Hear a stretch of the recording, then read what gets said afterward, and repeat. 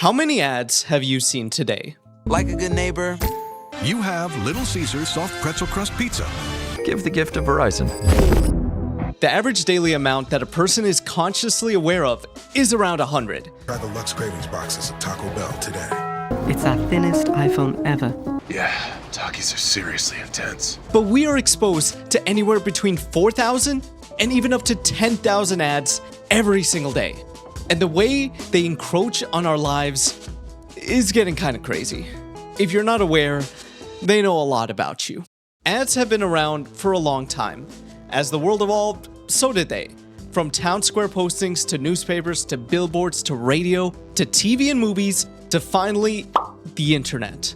The first ever online instance was on Hotwired in 1994, where banner space on the website was bought up by AT&T for 3 months at $30,000. Converted to today's money, that's more than doubled at $65,000. They really got their value out of what they paid for, considering that these ads right here had a click-through rate of 44%. Today's average ad click-through rate is 0.5%. Online advertisements aren't novel anymore. We are absolutely bombarded everywhere we go in the digital space. There's a reason the advertising field of today is valued at over $600 million. That's a lot of competition for what's in your wallet, and they will claw at it in whatever ways they can. It only takes 5 to 9 brand exposures for their message to take effect in your mind, so repetition is invaluable for them.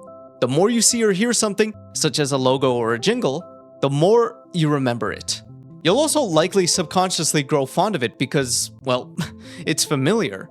There's also priming, where an ad makes a connection between an action, setting, or behavior and their product. So when you think of that thing, when you are at that setting, you think of that product.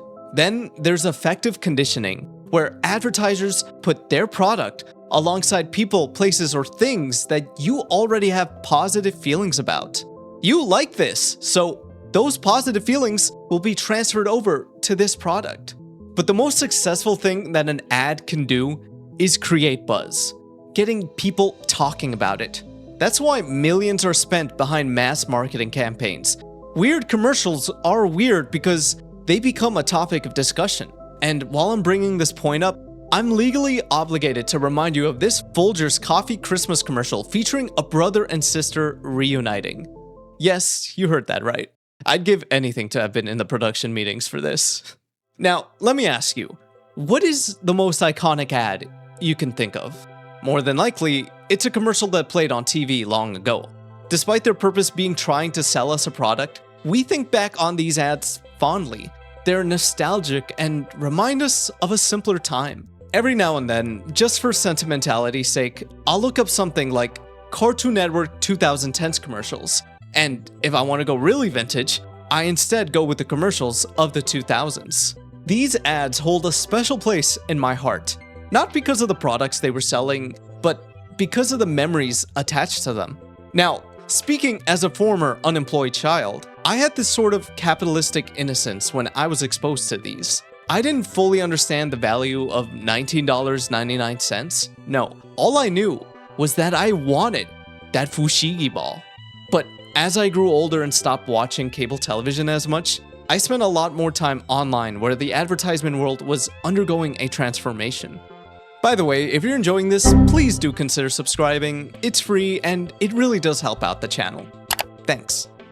Facebook was among the first of the social media sites to lead this change. In the general internet landscape, ads were overcrowded as they tried to take up as much space as possible on web pages. Facebook's advertisement approach was one that relied less on this constant exposure.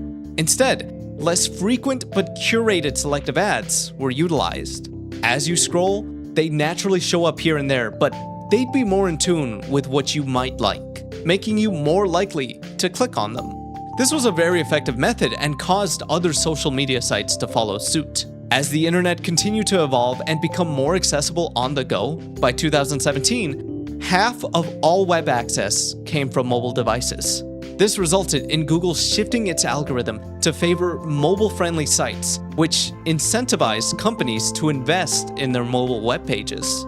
And now, it is ensured that wherever you go, as long as you have that device on you, there will be ads targeted specifically towards you. As a result of this system honing in on more specific consumers, the issue of privacy arises. To make sure their ads are going out to those they think would most likely purchase the product they're selling, advertisers need more and more of your data. This is where, in turn, you become the product for the social media sites and other free services you use. They're not really free. You're just paying for it in other ways. Now, many social media apps do have data collection opt-out options, but these can be tricky. It may not be clear to what extent you are opted out, and you may have to adjust these settings for every single device you use the website on. Given that, older, less tech-savvy people probably don't understand this or are even aware of all of this going on, so they'll just never even bother. This is a group, after all, that has more on average accumulated wealth due to a lifetime of savings, so why would companies make it easier for them to opt out of their precious, precious data being harvested? Now, for the rest of us who are younger and don't have as much money, we are able to more clearly tell when we are being sold something. As a result, companies have shifted their approach slightly through simple style campaigns. I'm sure you've seen these types of ads where it's just someone talking in a car, for instance, about how much they love this product, how thankful they are for this service, how easy their life has become. These ads are seen as more authentic, given how less polished they are, which also means they're cheaper to produce. And this leads to the issue of late-stage social media, as these ads aren't just contained to dedicated ad slots. Now, whenever you go online, someone is trying to sell you something. That funny video on TikTok and Instagram Reels you saw, that item in the video is linked, so you could buy it yourself. Look at this thing. Now this, now that. It's on sale. Buy it now. And so we have come full circle, where once again, ads are everywhere and more disruptive than ever, from your fruit to your fridge. The latter even allegedly put a schizophrenic woman in the hospital because the ad she got on her TV referred to her by her name, Carol, when it was in fact just promo for Apple TV's Pluribus. Really, with the expansion of technology, it's very fitting that advertising follows it. The giant Vegas sphere wasn't made just for funsies after all. And those low-cost smart TVs? There's a reason they're so cheap. One of them even being completely free. Tele TV. You get a crisp 55-inch 4K HDR display with a built-in 6-driver soundbar. The catch? A second screen at the bottom that will always be showing ads. Mostly animated or even just straight up videos. Your very own personal billboard right there in your home. Even if you turn off the top screen. That's what's really paying for the TV. That and, well, you. You are the product after all. Information such as what you watch and listen to is collected. Despite the camera and microphone being off unless you open a feature that utilizes them, the TV can still detect the physical presence of you and any other individuals using the TV at any given time. And if you try to outsmart it by putting stuff in front of the bottom screen, you basically can't use the TV because you need that bottom screen to navigate. And don't even think about disconnecting it from the internet or doing anything else against their terms and conditions. They can not only break your television, but also fine you $1,000 if you don't return it. But at least every single time you turn it on, you're met with an AI anchor recapping the day's news. While we're talking about ads disrupting our viewing experience, do you guys remember a time when buying a streaming service subscription meant that you could watch without any ads whatsoever? Unlike streaming's predecessor, cable television, this was a huge appeal. You can watch your shows whenever you want, uninterrupted. Then in 2022, Netflix and Disney Plus both added a cheaper subscription tier that includes ads. And thus, alongside the inclusion of several other streaming services, Cable 2 was invented. This plan, by the way, costs what a normal Netflix subscription costs back in 2011. And then there's the very platform you are watching this on. In May of 2023, YouTube added the dreaded 30-second non-skippable ad option for videos shown on TVs as a meaty incentive for advertisers. Ever since then, this site has been under constant criticism with the number of advertisements that are displayed before and during a video. And yes, I know I benefit from this. I'll talk all about that later. Disruptive ads have especially become egregious on the live streaming side of things, both with YouTube and Twitch. If you don't pay to have ad-free viewing, either for the platform or that channel, you might miss out on some epic moments happening live. And over on Twitch, a lot of times, say you want to find someone new to watch. Bam! 30 seconds of ads. Sometimes even 45 seconds. That's precious time being taken away from you. Time spent on a stream that you don't even know if you'd be interested in. This is without mentioning just how much the platform encourages streamers to run more ads per hour. If a streamer does, they'll get a bigger cut of the ad revenue. Again, these are ads that take you out of the live stream experience, interrupting your entertainment. It really does seem like we're getting closer and closer to that one Black Mirror episode where you have to keep your eyes open during an ad. On a similar note, filed back in 2019 and granted in 2021, Sony came up with this idea where to skip an ad, you would have to physically stand up and shout the brand's name. And it even goes further than this, as they had the idea of making you play these little interactive video games to either speed up or close the ad. Something like throwing ingredients on a burger or using a remote's arrows to drive a car around. While none of this has actually been implemented in a Sony device, and it could very well have just been them toying around with the idea, that doesn't mean that something like this would never come to fruition. Let's give it another 5 years and see where we're at. Hopefully this and the alarming number of unused patents regarding your biometric data and how valuable that would be to advertisers will never see the light of day. They might not even really need all that though. Have you ever had a conversation with someone in person about something and then get an ad for that something?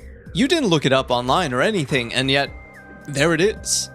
But what you did do was talk about that thing out loud, within earshot of your phone.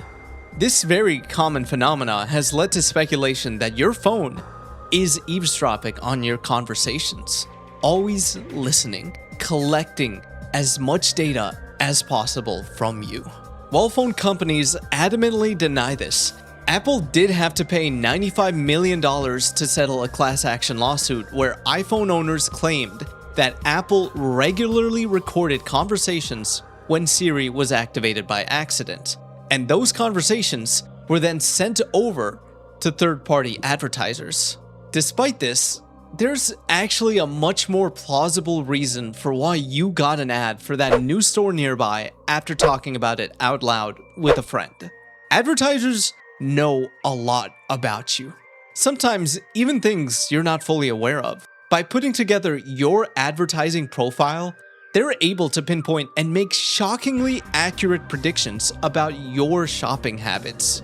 This is why sometimes you get an ad for something you were merely thinking about. It's not magic. They just know you. But going back to getting an ad for the new shop around the corner, you may not have looked that store up, but the friend you had a conversation with about it probably did.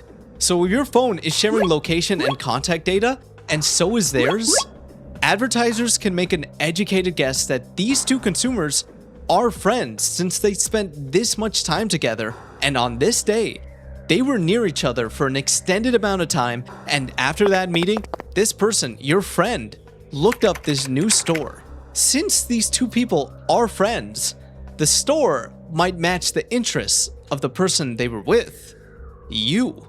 So you then get an advertisement for that store.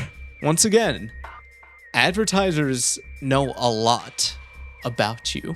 So it's kind of scary when we willingly hand over more and more data to them.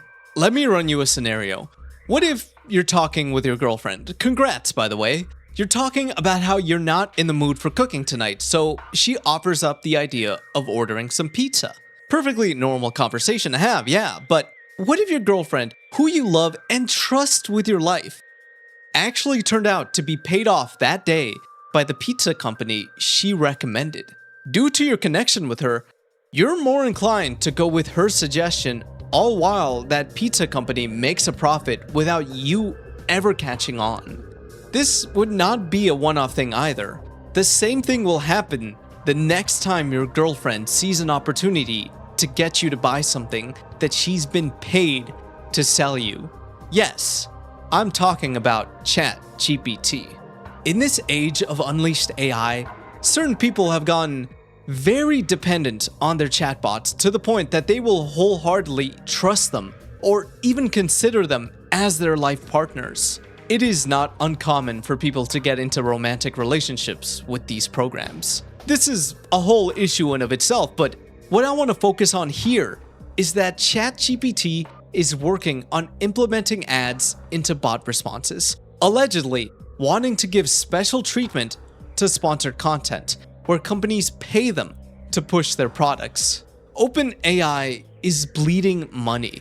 It is spending way too much to become profitable, so they need to bring in more revenue.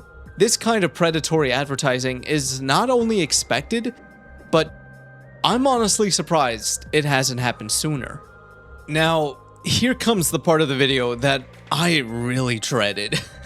AI-generated advertisements really emphasize the worst aspects of advertising.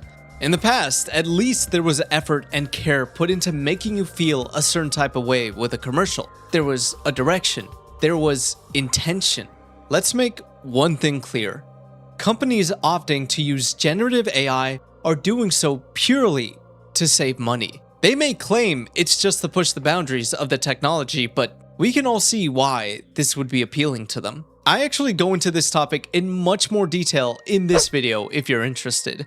But basically, since generative AI has become so accessible, it's now easier than ever to mass produce cheap ads that don't exactly accurately reflect the product being sold. This becomes a much bigger issue when the likeness of celebrities are used to try to trick people into thinking they endorse this product. And don't even get me started on the rise of political ads that make an opponent say things they've never said, do things they've never done. This stuff is certifiably illegal, by the way. But returning to AI being used in product ads, there's this common picture used depicting an executive bragging about how, with AI, they won't have to hire an artist to promote their product. They'll save money. The consumer then sees the ad and immediately has negative thoughts. How good can the product be if the company won't even spend money to properly promote it? This is why I really appreciate the latest counterwave to all of this, where companies do actually create beautiful adverts, standing against those who implement AI. This makes these companies seem more genuine and even luxurious. I don't even have a driver's license, but after seeing this, you know what? Maybe I will, is what I would say if I had the money. Speaking of, let's talk about how I and your favorite content creators play a role in the very same advertisement atmosphere we've been talking about. I am a full-time YouTuber. I rely on ads and sponsorships to pay my rent. I have also consistently worked with other companies I believe in, such as G Fuel and Elgato. I use my own videos to promote stuff like my Twitch streams, my Discord, my socials, and even this very, very comfortable crew neck that could be bought on my merch site. All this to say is that I can offer a unique perspective on what it's like to advertise. Now, I would not be here where I am if it wasn't for you watching this video. Whether it's the first time you've ever watched or you've watched all of my stuff. That's something I'm eternally grateful for, but I also recognize that this wouldn't be possible without companies paying money to advertise here to you. Something I don't really have a say in. I understand all of this whenever I have to do a sponsor or when I have to plug a product. I am mindful that I am just a cog in the big machine, and I try to go about it as responsibly as I can. That video I did breaking down the issues of AI art, ironically, has so many comments from viewers saying they received ads from AI companies while watching it. Advertisements are not going away, probably ever, and they will likely change as technology changes. In 50 years, if we all have neural links installed in our brains, just think of all the different ways advertisers could take advantage of that. But there is a responsible way to go about ads in general.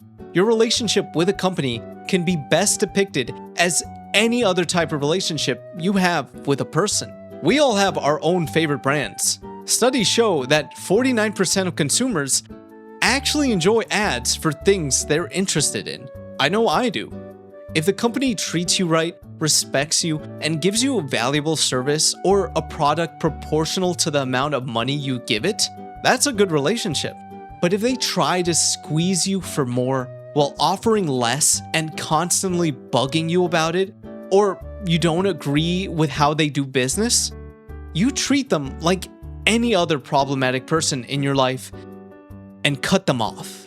As consumers living in an age where the value of our dollar goes for less, we need to be more aware of these types of relationships and be wary of just how much data we're giving up. A good way to start is by going to myadcenter.google.com and looking over your advertising profile. It's interesting getting a glimpse at how advertisers see you. I apparently have a high household income, which is news to me.